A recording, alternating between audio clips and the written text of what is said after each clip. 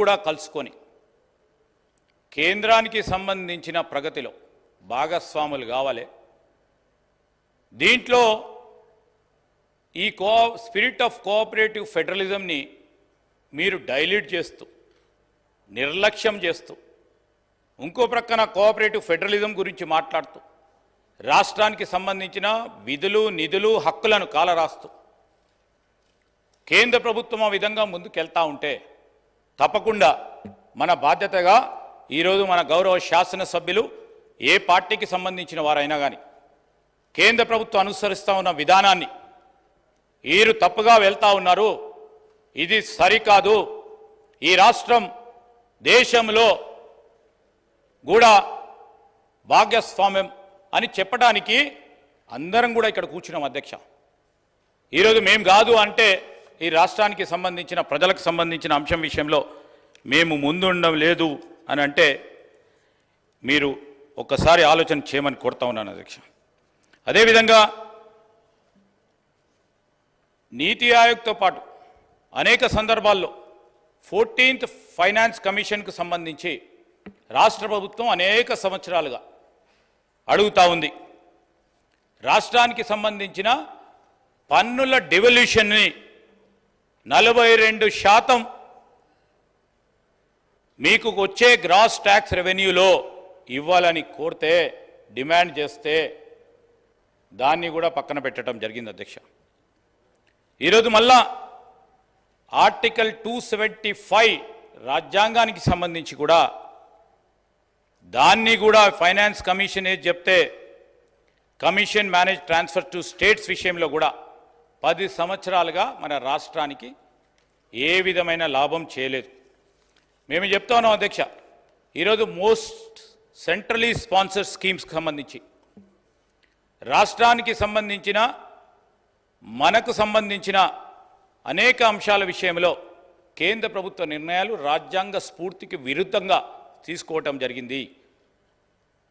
ఇదో మీరు ఎంతవరకైతే రాష్ట్రాన్ని అన్ని రాష్ట్రాలను బలంగా వాళ్ళని ఎంపవర్ చేసి ముందుకెళ్తారో వికసిత్ భారత్ అనేది అసాధ్యం. ఈరోజు ఇండియాని సెల్ఫ్ సఫిషియెంట్ గ్లోబల్ మ్యానుఫ్యాక్చరింగ్ హబ్గా చేయాలంటే మీ వికసిత్ భారత్లో తెలంగాణని మీరు ఇతర రాష్ట్రాలతోని ముందుకు తీసుకెళ్ళకపోతే వికసిత్ భారత్ సాధ్యం కాదని మా అభిప్రాయం అధ్యక్ష. ఈరోజు మీ సెంట్రల్ స్పాన్సర్డ్ స్కీమ్స్లోని కానీ ఇంటరిమ్ బడ్జెట్కు సంబంధించిన ఆ అంశంలోనే కానీ ఈరోజు మళ్ళా మనకు సంబంధించిన tax incentives and industrial development విషయంలో కానీ పవర్ యూటిలిటీ పేమెంట్స్ విషయంలో కానీ గత 10 సంవత్సరాల నుంచి అనేక సందర్భాల్లో రాష్ట్ర ప్రభుత్వం కోరుతా ఉన్న ఏదైతే పవర్ డ్యూస్కు సంబంధించి కానీ ట్రైబల్ యూనివర్సిటీ ఇన్ తెలంగాణకు సంబంధించి మరి ఏపీ రీఆర్గనైజేషన్ యాక్ట్ mandates